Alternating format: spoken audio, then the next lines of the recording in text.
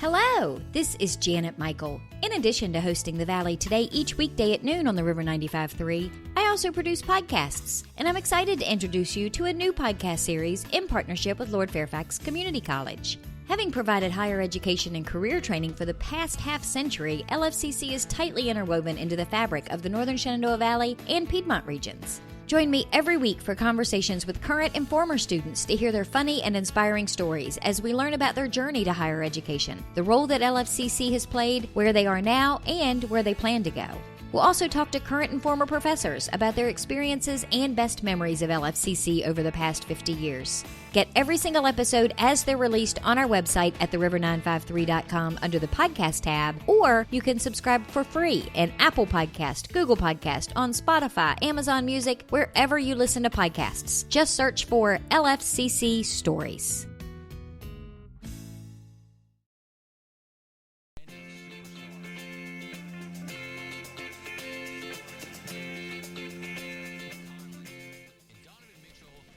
Hello and welcome to the Valley Today. I am your host, Janet Michael.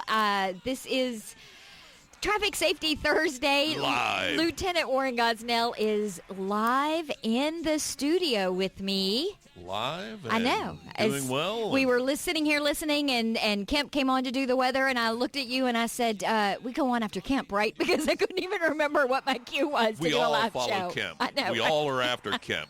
Hey, he has moved up a few pegs in my life in the last 2 days because there has been warmer weather and sunshine, and I give him full credit for that. You know Kemp keeps a weather log, right? Does he really? He does. He keeps a weather log. He was meteorologist when I used to work here, but he keeps a weather log. And he checks it every day. And what it is, it's a piece of wood that he keeps out in his backyard. And if the log is wet, he goes, it's going to rain. If there's snow on the log, he says it's going to snow. Love you, Kemp. I'm sure he appreciates that. Well, I know he's not probably listening right this moment, but we'll tell him to go back and listen on the website. I'll send him the link to the podcast recording on the website. And the great thing is he can't. And there's nothing he can do about it at that point. Unless he puts it in his forecast tomorrow. But yeah, this is weird. I was asking you before we started recording that, when was the last time you came in and did a live show? Because we've had you had some training things going on. You were sick at one point. You're the only live show I do. We're busy people, Janet. You and I are both busy people, but, I've been through the COVID process now. I've been through the vaccination process now. I've had my rabies shots now.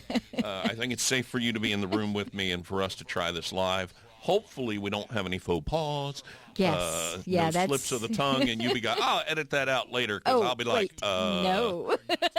I don't do as much editing as people probably think I do, I will say. No, I think you get it all out of your system before we start recording or go on the air. That's usually pretty much how it works. Yeah. So I got a big thing I want to ask you about before we get started into all of the list of traffic safety items that you gave me that we're going to talk about today. All right.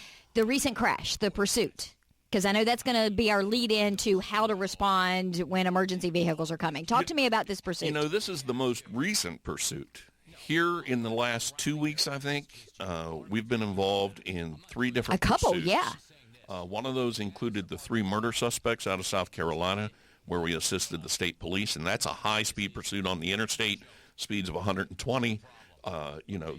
Fortunately, because they're traveling the wrong way at one point on the interstate, They try to go off the interstate thinking they see a little back road that they can get to, but they get stuck in snow in a field and all flee on foot. We catch them. Great news. The most recent pursuit we had was actually the Winchester Police Department looking for a suspect who had eluded them the couple of days before, Thursday or Friday. Now this is Sunday. They find this vehicle again. It's a wanted subject that they've been looking for, and now they believe he's possibly under the influence. So he won't stop, and so they initiate a pursuit. It's relatively low speed, especially compared to the one we just mentioned, and it's on Route 7, and they're asking for assistance. And by the time, with our radio incompatibilities between the sheriff's office and the PD, that the 2 communication centers are able to communicate with one another and relay to officers, the pursuit has now gone from the city-county line on Route 7 to almost the Clark County line, and is now heading back. And the subject is doing what the murder suspects did. He's driving the wrong way westbound and the eastbound lanes. I cannot even begin to tell you what I would be thinking and how I would feel if I were on the interstate and a car was going the wrong direction. That, to me, is just mind-boggling to even think about. And you think about closing speeds on the interstate, when a car is going 100 or more and is closing and you're doing 70 at the speed limit, that closing speed is... By the time you see it, it's almost too late. Miles an hour. So you don't have much time. But this one on Route 7, we had deputies who were now getting to the area, securing the intersection there at the interstate, and 2 deputies driving side by side at 15 miles an hour down Route 7 towards Gateway Drive, where the Martins and businesses are, where that intersection is, where the suspect now comes over the hill and is coming down towards them. We've approximated his speed at this point to be 45, 50 miles an hour. Our deputies are at 15. He's riding what is the right shoulder for the deputies if they're facing him. Right. And so they're side by side in the lanes. He goes to swerve to his right, thinking he can get between the 2 officers. And with other motorists coming up behind our officers, one of our deputies steers his vehicle into the oncoming path, and contact is made between the 2 vehicles. Trying to block him from being able to get through. To prevent him from hitting everybody behind. And hitting somebody at 45 miles an hour. Someone unsuspecting, maybe someone without the safety cages and such in the vehicle, maybe not wearing their seatbelt even though they should be, maybe an older vehicle without airbags, all kinds of different factors that come into play here. It's a split-second decision. The deputy does it. The pursuit is over. But in the instance of this, the suspect hits the front end of the deputy's car. That spins him counterclockwise into the other deputy's car, and then he still has enough momentum to spin back and hit the original deputy's car again. Wow. So there is no question here who has the momentum. I will point out that we did a press release. We put this information out there.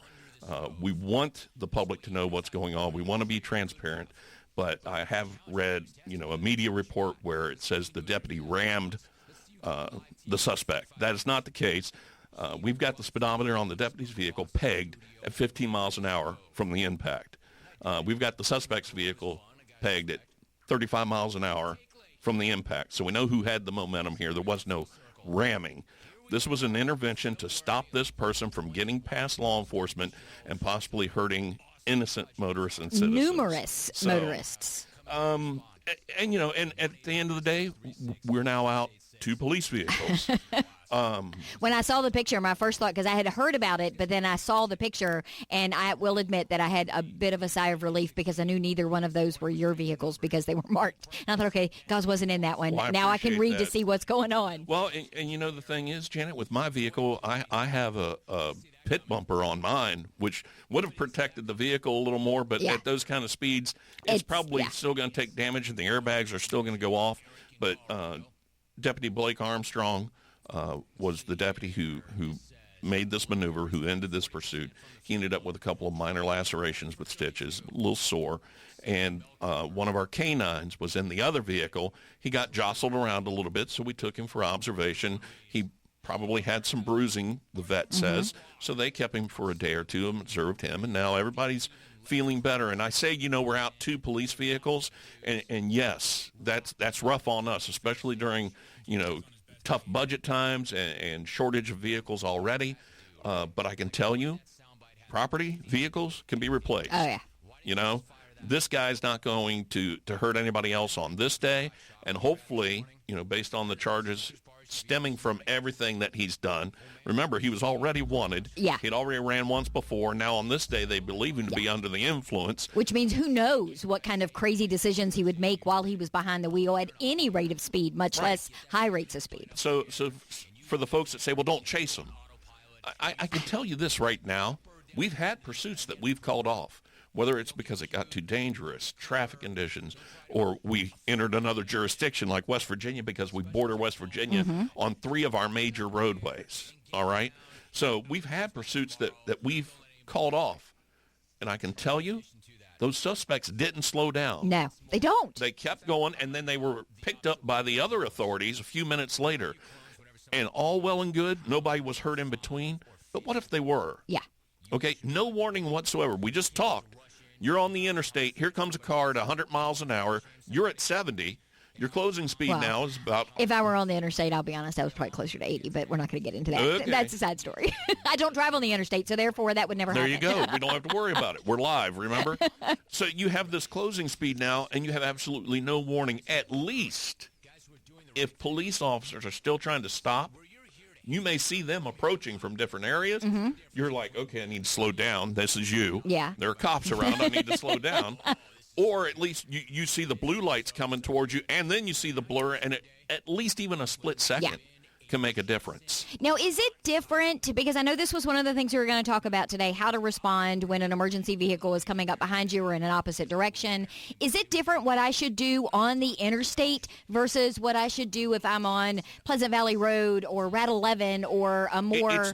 It's not the road or the speed limit of the road. It's how many lanes. Okay. All right? Let's say the interstate.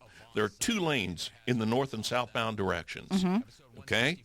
You're in the left lane for whatever reason. Because I am beating feet down the road. Okay. That's why I'm in the left lane. You need to get to the right. Okay. And by getting to the right, I mean either squeeze in, use your blinker if there's room. And if there's not, then you need to speed up a little bit, get past that traffic, because they should be slowing down. Right. This is one of the things I wanted to point out, especially in bad weather. I can't tell you how many times now on a snow day we'll have a crash, and we're trying to respond to it. Vehicles on its side, vehicles on its top, people still in the vehicle. And so you're trying to get there as quickly as possible, all right, because we're trying to help preserve life, because you never know. So we're trying to get there as quickly as possible, but we can only go so fast, too. And so people will move to the right, okay? Mm-hmm. But then they stay at speed, meaning I now have to speed up to get past them while they're kicking up snow and everything else onto my windshield. So it's not only do you move to the right, in any weather conditions, you slow down. Because if you slow down, we don't have to speed up to try to get past you and clear for that next exit that we may be trying to get to, or whatever the case may be. A lot of people now, one, they either don't move over. Because and that's a law. It's the law now to move over. It's been the law. Yeah. It's been the law. Number one, we're going to talk about left lane violators. In the second segment. All right? If you're not violating the left lane code section in Virginia, you don't even have to worry about moving over for law enforcement or for fire apparatus or for ambulances. You're only supposed to be in the left lane if you're passing somebody. We'll talk about it in the second segment. So if you're already over there, we don't have to worry about you. But if you are in the left lane, okay, and number one, don't panic. Well, I didn't know what to do. Just get over. Most of us have had driver's ed. And if we haven't, we're old enough to have years of driving experience now. It's you move to the right. Yes. If you can't move to the right, then speed up, try to get around, slow down if you're right there near the edge. Use common sense. Yeah, don't go off to the left in the median. Don't try and hit another car getting to the right. Correct. Do I pull off the shoulder if I'm already in the right, or do I just slow down and maintain? Well, let's talk about a 2-lane road. Okay. This is talking about the interstate where we have double lanes. Let's talk about Route 11 where it's 1 lane south, 1 lane north. Okay? Now what? Yeah, you move as far right as possible. And you know what else you do? What else do you do, Janet? I slow down. There you go. Because I can't pull over and get off to the side of the road if I'm still doing 55 or 60 miles an hour. What happens when you move to the right at 55? Yeah. I now still have to squeeze by you at 65. Yeah. Whereas if you slow down to 40 and move to the right, I'm at 55 getting by, still being able to get to where I need to go and not having to drive quite as fast to do it. Yeah, and be worried and distracted about me and what am I doing, or having me then at 55 go off the shoulder, lose control, and now you've got 2 accidents on your way to another one. 2 what? Yeah. Crashes. Crashes. Oh, yeah. And okay, well, what if I do if they stay behind me? Okay, stop. We're going to do a cliffhanger because we got to go to break. See, this is the other downside to live. We can't just keep talking and Lonnie makes it work later. We've got to do it live. So we're going to take a quick break. When we come back, we're going to continue our conversation with Lieutenant Warren Gosnell from the Frederick County Sheriff's Office. It is Traffic Safety Thursday, and we are talking about how to respond when emergency vehicles are coming to you or behind you or in any direction around you while you are on the road. We'll be back in just a couple of minutes. Got a financial decision to make or a goal to reach, but you don't know where to start? You've come to the right place. Introducing Quick Money Chats with the Northern Shenandoah Valley Financial Education Program. Visit tinyurl.com/Quick Money Chat to schedule a virtual chat with a staff member or trained volunteer. We won't tell you what to do, but we will give you the tools you need to choose wisely. And because Virginia Cooperative Extension is part of Virginia Tech and Virginia State, your land-grant universities, you can be sure that our information is credible and trustworthy. And you'll know that we aren't trying to sell you something. Maybe you want to improve your credit score, or reduce your banking overdraft fees, or even figure out if you can afford to buy that car. Sorting through tons of information on the internet can be overwhelming, and sometimes it can be hard to know who to trust. Schedule a quick money chat and get the information you need to take action. Go to tinyurl.com/Quick Money Chat and get financial education personalized for you.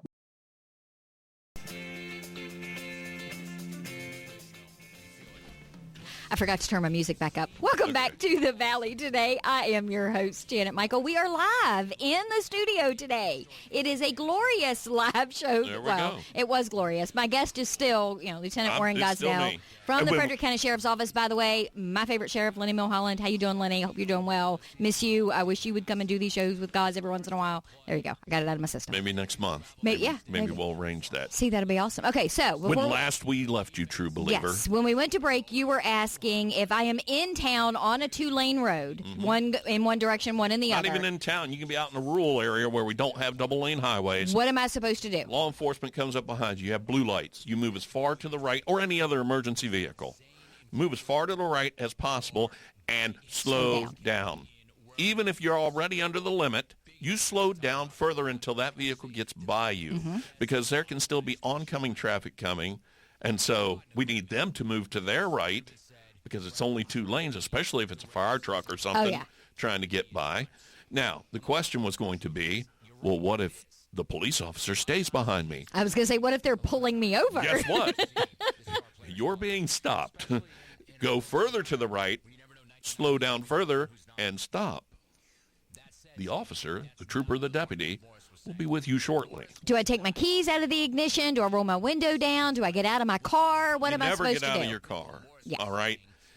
This leads us down another path, Janet, of talking about how to interact with law enforcement on a traffic stop. And we've done that before. We've had that conversation. But now, we're going through a lot of different things. Law enforcement reform, yeah.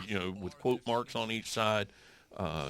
We have code sections and traffic laws that are being changed by the legislature so that people can't be stopped for certain minor infractions because either some law enforcement have, or the belief is that law enforcement officers are stopping for these minor things, looking for other things. Right. And so the pretextual stops are trying to be limited.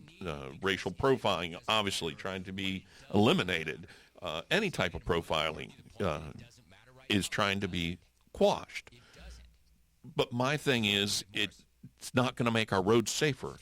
Now, dangling objects from the mirror. We've talked about this. Oh, yeah. A loud exhaust. Okay, a tag light out. Nope, not going to hear an argument from me. Those are not true traffic safety concerns. But a vehicle that hasn't been inspected and now, effective March 1st, you can wait till the first day of the 4th month. We talked about that last month. So did that bill pass or not pass, or we don't know yet? Until that law hasn't passed yet. So March 1st, the new law starts. Okay. But the one thing I want to remind everybody is, remember now, you can't be stopped for it. It's still a violation. Right. If I come through a checkpoint or anything else, I'm not wearing my seatbelt, I'm on my cell phone, any other things, and I have a dead inspection, I'm going to get a ticket for it. Yep, and you may get your vehicle towed. Because it may not be You're safe. 3 months overdue. I mean, hey. Or clearly there's equipment that's not functioning that's found when you're stopped. So, but that's another matter. And so from a pursuit perspective, always pull over, get to the right-hand side, slow down, and let whatever emergency vehicle is get by you as quickly and safely as possible. Correct. And not just pursuits. Anytime an emergency vehicle is approaching you, and as I said, if it's you that being pulled over, then the officer's going to stay behind you, and you're going to his vehicle is going to mirror yours. As you move to the right, he's going to move to the right. I stopped a gentleman yesterday on a moped scooter type thing, and he pulled to the right, and when I stopped, he started to pull up again. So I hit my siren again. He stopped. I pull up. He goes to pull up again. I finally had to get on the PA and say, pull your vehicle off the road to the right. Because I guess he just didn't know. Wasn't sure. He thought he was getting out of my way, but I wasn't trying to get by him. Yeah. It was him I wanted to speak to. So, yeah, pull to the right, but almost more importantly, slow down. Slow down. Whether it's the interstate or a two-lane road or whatever, we need you to slow down so that we can get by you as safely as possible and get back to where we're needed at that point in time. Now, you mentioned in the first segment about left lane violators. Yes, we've talked about this before. Yes. Now, I want to be clear. In Virginia, okay, I know we have people that listen in West Virginia and Maryland, and we have people here that commute to those states or from those states. But within the borders of Virginia right now, you are not allowed to travel in the left-hand lane of the 4-lane highway, 2 lanes south, 2 lanes north, east or west, whatever. You're not allowed to be in that left-hand lane unless you are actually passing someone. Now, yeah, it's not a sit, a comfortable lane to just sit in. There's less traffic here, and I feel better. I can see better. I can see further ahead. I'm the type, I like to see further ahead. I like to be watching for animals when I'm out in the rural areas and such. I know what the logic here is. But the law is you can't be in that left-hand lane. You're to be in the right-hand lane unless you're actually passing. Now, we've had folks, well, if I'm in the left-hand lane and I'm doing the speed limit and this guy's tailgating me, why should I move over? I'm doing everything legal. Except you're in the left lane, Correct. Not passing someone. You're not. You are not the pace car. You don't get to go out there and say, okay, speed limit's 60. I'm doing 60. You want to go around me? You go around me on the right. Nope. You can't do or say that because you are now breaking the law to supposedly prevent somebody from behind you from breaking the law. You're in the left lane preventing them from speeding. I understand your logic, but it's going to get you in trouble. So during the break, I asked you, I told you I come Reliance from Middletown to 522. And when I pull out onto 522, I get in the left lane because I know I am ultimately going to make a series of left turns. Violation. So seriously, I mean, it's not even different for in town and... How far is it until you make that left turn, Janet? Well, I come down 522. I don't make my first left until I cross the bridges. And 3.5, 4 miles yeah, probably. at least? Okay. According to the code, I need to double check my figures, but last time I looked, it's 150 feet. Oh. If you're going to make a left-hand turn. So it's okay if I'm going to Walmart, which isn't that far from where I'm turning on to 522, and I'm going to make the left. No, you're still in violation. By the technical aspect of the law. Now, let's use common sense, like I said earlier. Letter of the law, spirit of the law. Letter of the law is you're not to be in that left lane until you're 150 feet or whatever. From where I'm going to actively turn left. Okay. But you make that turn off of Reliance onto 522. Okay? The light behind you for southbound traffic is still red, so there's no one coming up behind you. Right. You're one light away from where you're going to turn left for the Walmart. Right. Okay? So you get in that left-hand lane, and you stay there with absolutely no one behind you to that next light. Okay? No big deal. It's like if you don't use your turn signal. It's like if you approach a stop sign and no one's there. Yeah. Who are you harming? And if no one's there, then you're not going to get caught. I'm not telling you to do things, folks. Disclaimer. But if no one's there, you're truly not going to get caught. So the other problem, though, is if I am in that left lane coming through the light at Walmart on my way to the station, and there are all these big old tractor trailers that are going to make a right and get on 66, and they're slowing me down, and I got somewhere to be to do a live show. So you know what you do? What? When vehicles start moving, you get in the left lane and actively pass them at the speed limit. Oh. Okay? Now you're okay. You're actively passing, and you're not above the speed limit, so you're not speeding, and you're not violating the left lane law. Now, I will tell you, because, we're here, and it's past, and you didn't actually catch me doing it. Sometimes I've ducked into Royal Farms and come out the other way at a light, which I know you're not supposed to. Violation. But I've done that to get in front of those trailers. You can't avoid a traffic control device either. And some people are going to be, these are little things, guys, Lieutenant, whatever. Well, they're little things until they're not. Right. And the other thing is, what do we preach? Safety over convenience. Yeah. And you can argue all day long that I'm not hurting anybody by cutting through that parking lot until you are. Until some kid comes out of one of the cars that's parked there getting gas for whatever reason, comes running across, not expecting someone to be cutting through the parking lot, and you hit them. Or a car goes to pull away from the gas pumps, again, not expecting someone to be cutting through their parking lot, but you are. So, okay. It don't may do seem it very minor at often times. because I don't actually leave my house very often. So, has that made it easier? Have you seen less or more? Because The only time we really saw a real decrease in traffic was when COVID first in the lockdown. Yeah, when it first started, and there were a couple weekdays, I was out and I was like, "This is like a holiday." Like on Christmas morning, you see very little traffic. Now, by afternoon on Christmas, it picks up. Same thing with Thanksgiving. People start going to where they need to go. But in those early morning hours on certain holidays, it's like, okay, you can get out of your car in the middle of the roadway and make a snow angel or whatever. Again, disclaimer, not telling anybody to do that.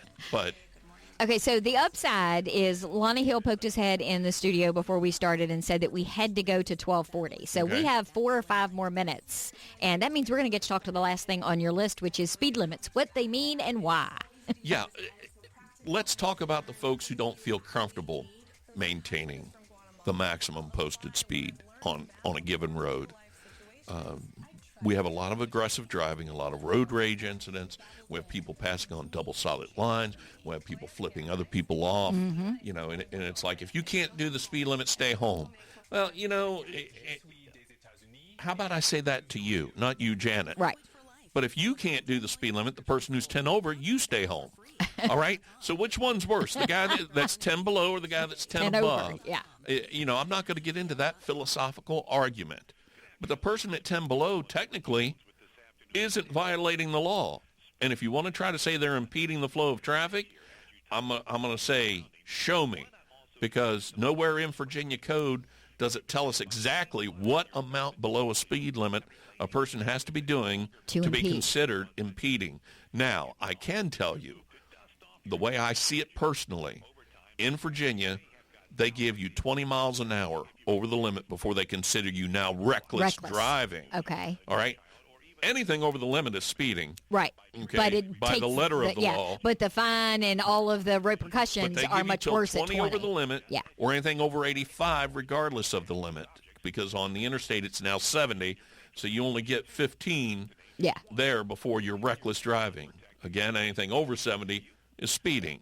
So if we're giving people 20 before we hit them with a misdemeanor for reckless, then are we giving them 20 below the limit before we say you're impeding? Yeah. I don't think so in all cases, but I can tell you if someone's only doing 10 under the limit, they're not going to have an issue from me. Yep, if I'm the one stuck behind them, it's annoying, but I'm going to be like, man, because we all, not all, obviously, not all of us, but most of us will be like, oh, I got to get to the radio station, Well, and that was, and this, this was nowhere near that when I was coming out. And that's the downside. You were laughing at me earlier during the break when I told you it has been years since I have driven on an interstate. I find an alternate route. I go 522. I go Route 11. I don't go on 81 or 66. But I also know that is going to open me up to more of that. So when I came out today on Reliance, I got stuck behind a guy who wanted to do the speed limit. Thank you, sir. Thank you. And all I kept thinking was not so much, hurry up, man, I got to get to the radio station. It's a live show today. Was, do I know this person? When they get up here and make this turn, am I going to recognize who they are? Because I am totally going to follow them on Facebook and tell them how annoyed I was at them. But see, that's the thing, Janet. The speed limit, how can I put this? 81 is pretty much designed the way Interstate 15 in Utah is. I've driven both. That's why I'm about to make this comparison. I've driven across the country. I've been to the West Coast. I've taken several road trips.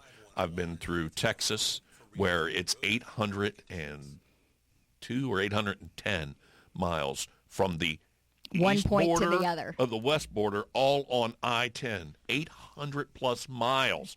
And there are parts of that interstate where the speed limit was 75, 80 miles an hour. pieces of parts of Oklahoma. When I was married to my first husband, we went out to visit his family. You could go 80, 85 miles an hour on their highways. Now, in Utah, on Interstate 15, there's a section where the speed limit is 85 miles an hour. Okay? Now, I can tell you there's also a place. Tells you the next exit you're coming to is the last exit for 109 miles. So they're trying to tell you, make sure you got gas, make sure your cell phone's charged, whatever. And you think, okay, 109 miles, that's a long way. But at 85 miles an hour, you're talking maybe an hour and 20, hour and 30 minutes if you're doing the speed limit. So what's the difference between I-15 and I-81? Why is one speed limit 85 and the other one's 70? Yeah. So, and do they have more crashes? I don't know that type of data. I can tell you they have elk, and you definitely don't want to hit Well, and an it's elk. also volume of traffic, I would think, factors into what determines some of those speed limits. I just gave you one of the examples. You got 109 miles before the next exit. Yeah. Okay? What's out there? Yeah. I've crossed the desert on a horse with no name. It was a Dodge. From Vegas to California. And, I mean, we marked it. We got to the top of this little plane. We're getting ready to go down into the valley, Death Valley. And I'm like, I wonder how far that point is over there. And so we marked it. It was almost 20 miles. Wow. Now, obviously, we couldn't see anything that far, but when we got to the other end, it was almost 20 miles that you could, one long stretch of road. So the thing I'm saying when it comes to the speed limits, they've set them for reasons, because what we don't have or what we do have in Virginia that I didn't see in Utah are the dips, the curves. Yeah. We're in the Shenandoah Valley, the number of bridges, the number of wildlife that still get to the interstate. They do surveys and engineering, folks. This isn't Big Brother trying to control you. Yeah. I remember back in the day when 81 was 55 miles an hour. How old are you? I don't remember when 81 was 55 miles an hour. I'm 58 Do you remember years old. when 81 wasn't there? No, I don't. If we were recording, I'd call you something, and it wouldn't be Janet. But we're not. So I know we got to wrap up because we've given Lonnie his wish and then some. Yes, I'm going to hit the music in one, and there. I've hit the music. You got less than a minute. All right. So the bottom line is the speed limits are there for a reason. It's the safety or convenience factor.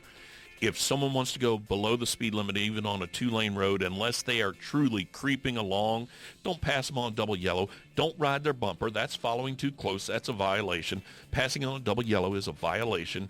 Beeping your horn, cussing them, flipping them the bird, that's aggressive driving. That's a violation.